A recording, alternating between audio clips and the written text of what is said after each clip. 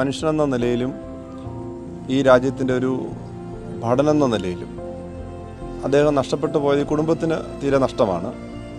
എന്നാൽ ഈ രാജ്യം അദ്ദേഹത്തെ അന്വേഷിച്ചുകൊണ്ടേയിരുന്നു എന്നത് ഒരു യാഥാർത്ഥ്യമാണ്.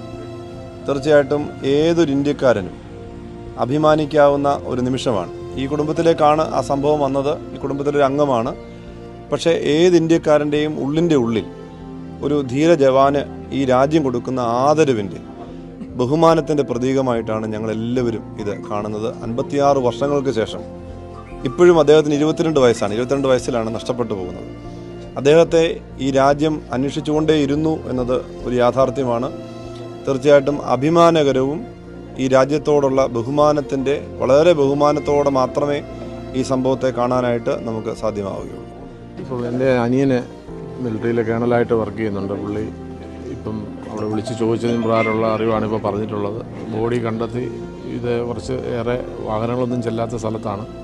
ഇന്നത് അവരവിടുന്ന് അത് കളക്ട് ചെയ്ത് പെട്ടി കഫിനകത്താക്കി ചണ്ഡീഗഡിലേക്ക് ഇന്ന് കൊണ്ടുവന്ന് അവിടെ വെച്ച് അവിടെ ഗാർഡ് ഓഫ് ഓണർ ചെയ്യുമെന്ന് പറഞ്ഞിട്ടുണ്ട്. അത് കഴിഞ്ഞ് 2-3 ദിവസത്തോളം എടുക്കും. ബാക്കി അവിടെ കുറേ പ്രൊസീജിയർ കഴിഞ്ഞ് തിരുവനന്തപുരത്ത് എത്തിക്കുമെന്നാണ് ഇതുവരെയുള്ള വിവരം.